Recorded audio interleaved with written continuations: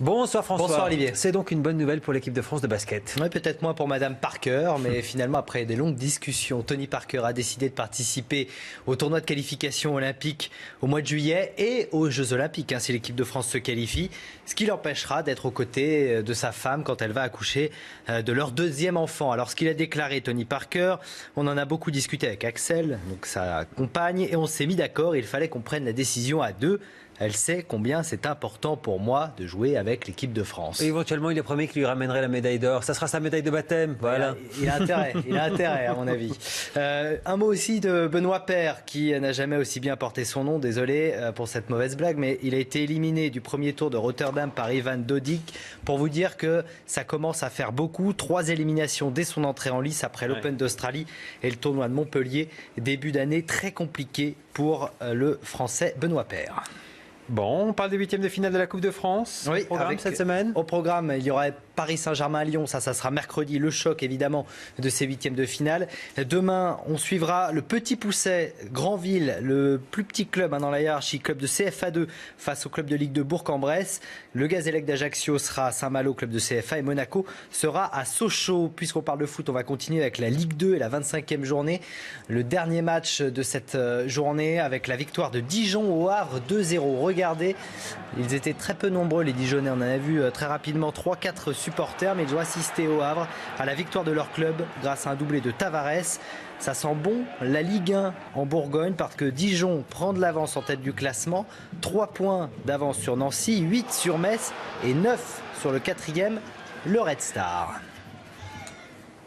Allez, on parle de Chelsea. Coup dur alors qu'ils doivent affronter le PSG dans une semaine. C'est peut-être une bonne nouvelle, ça. Peut-être une bonne nouvelle. En revanche, c'est une mauvaise nouvelle pour Didier Deschamps et l'équipe de France parce que c'est le Français de Chelsea, Kurt Zouma, qui s'est blessé hier. Regardez. Rien que de voir cette image, ça fait très très mal. On a aujourd'hui les résultats des examens passés. Blessure au ligament croisé antérieur du genou droit, absence de 6 mois, c'est ce qu'indique le club. Il manquera donc la fin de la saison, le match des huitièmes de finale de Ligue des Champions face au PSG. Et il peut faire aussi, malheureusement pour lui, une croix sur l'Euro avec l'équipe de France, alors qu'il avait des bonnes chances d'y participer.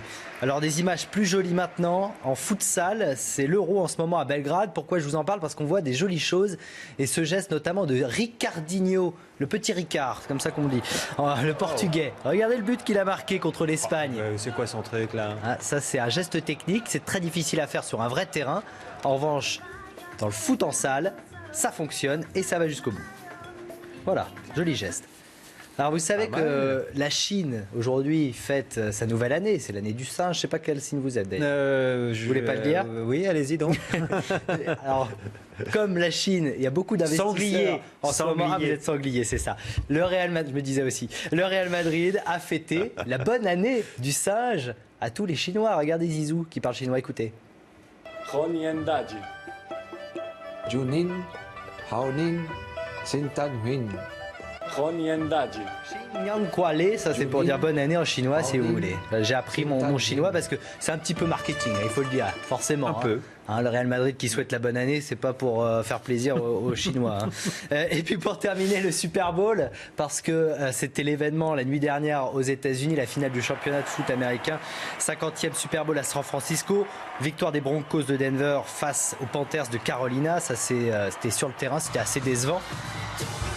Hors du terrain, c'était Beyoncé qui a mis le feu. Et voilà. oui, ça c'est pour tous ceux qui n'aiment pas le football américain, ils ont quand même pu voir du beau spectacle à la mi-temps avec Bruno Mars et Coldplay. Merci François pour ces belles images. Merci.